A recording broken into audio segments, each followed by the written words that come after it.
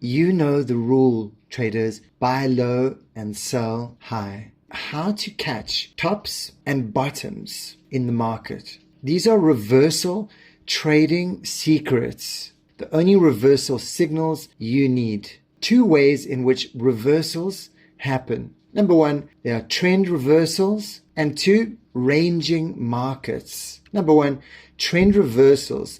This is when there is a direct breakout expansion. When the market breaks out into a new trend, noticing when price is settling and rotating. So you can see over here, price goes into contraction. You get this constriction of price, this squeezing, and then price breaks out of the box, comes back down and settles above the contraction line, and then proceeds to go into a trend. At the reversal points of that trend, those are the areas we look. So in essence, we are counter trend trading. Number two, ranging markets. These are called multi-leg expansions. Markets range most of the time. Reversals happen at these swing high and low points. So you can see price contracting into this contraction box, squeezing, and then it breaks out, reverses, breaks down, reverses, but keeps breaking above the expansion line, reversing, below the expansion line, and reversing above, and then reversing down again. Most importantly, how not to do it. The key is to don't just enter blindly. Look for confirmations. So how do you time it perfectly then? In order to get optimum entries, we must understand two things: how to determine the level of interest, and number two, how to spot the point of reversal at the level of interest. Levels of interest. These are areas of friction in the markets. They consist of higher time frame supply and demand zones, higher time frame support and resistance, higher time frame contraction and expansion lines. Firstly, higher time frame supply and demand zones. These are order blocks followed by break-in structures. So as you can see, we get this massive break-in structure here.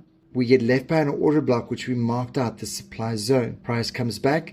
This becomes our zone of interest. Another example, we get the break of structure. We get our order block created, our demand zone. Price comes back into the zone. This becomes our point of interest. In order to find these point of interest order blocks, there's a few things that we need to know. The best order blocks are always accompanied by displacement of price. Momentum candles indicate to us there's volume in the market. Wherever we see these big candles, this displacement in price, we're looking for the order block that was created before the break-in structure. It has different kinds of order blocks. Order block number one, these are just normal order blocks. The last up candle on a down move and the last down candle on an up move. We look for a break-in structure which leaves behind the zone. So here's an example. We get this break-in structure. It leaves behind an indecision candle. We mark it out. This becomes our zone of interest. Order block number two, indecision candles. Higher time frame indecision candles act as strong zones.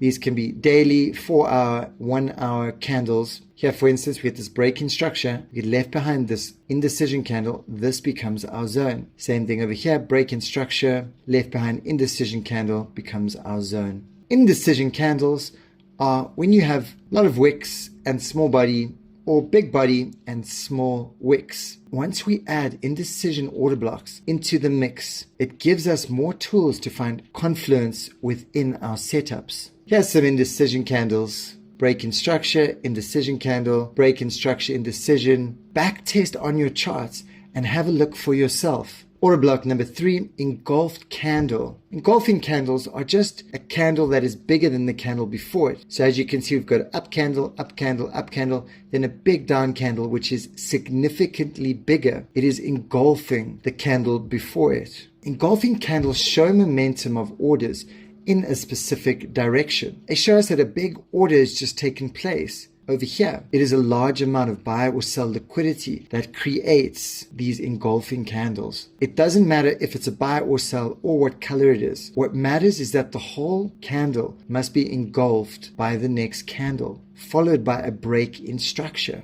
So as you can see, we've got this massive engulfing candle, twice the size of the candle before it.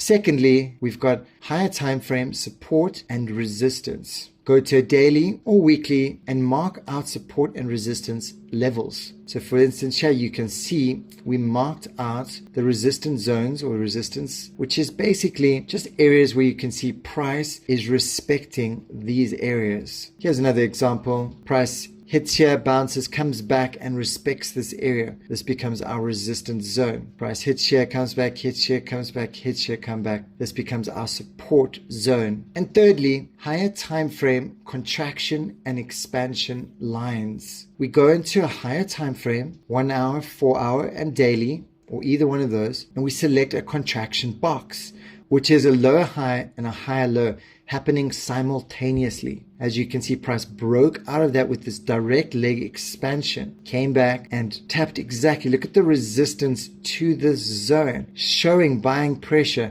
and strength towards the upside. Comes up all the way up to here, comes down, breaks down. You can see it finds resistance here again, breaks down, finds resistance here again. These become significant levels for us to become aware of. Another example, we got the contraction box being formed.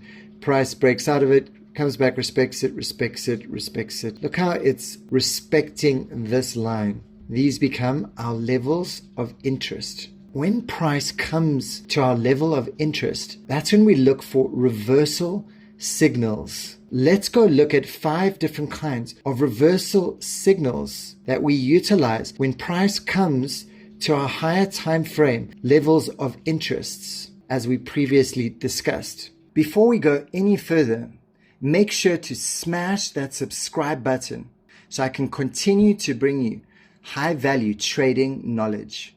In order to get optimum entries, we must understand how to spot the point of reversal at our zones of interest. These are 5 different kinds of reversal signals we can look for at our points of interest. Number 1, change of character. Number 2, liquidity levels, stop losses. Number 3, above the value area high or below the value area low. Number 4, indecision candles, big wicks. And number 5, divergences. Number 1, change of character. A change of character is when there's a sudden break in the market structure. As you can see, we're on a downtrend, then suddenly we got a higher high, which broke this higher low. This is our change of character, which signifies more buying pressures coming into the market. The bearish example, price is going up, higher high, higher high, and then all of a sudden we get this break in structure where we get this lower low that's formed. As soon as we get this lower low, it signifies that the sellers have taken over in the market and it's shifting market structure from an uptrend into a downtrend. Here is more details of uptrend into change of character, then downtrend. You can see uptrend, break of structure, then downtrend. Then we've got downtrend, break of structure, we get this higher high, and then we get uptrend again. So we observe for the change of character at our point of interest zones. For instance, if we've got a supply zone over here, we wait for price to come into this zone and we wait for a change of character, which signifies that there's going to be a reversal at this zone.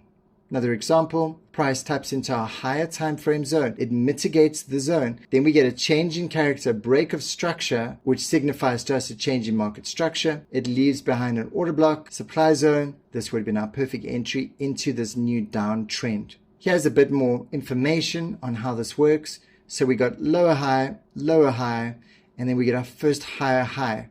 That is our change of character. It's always helpful to mark out the lower lows and lower highs, and then we can see when the shift actually occurs once we're first learning these concepts.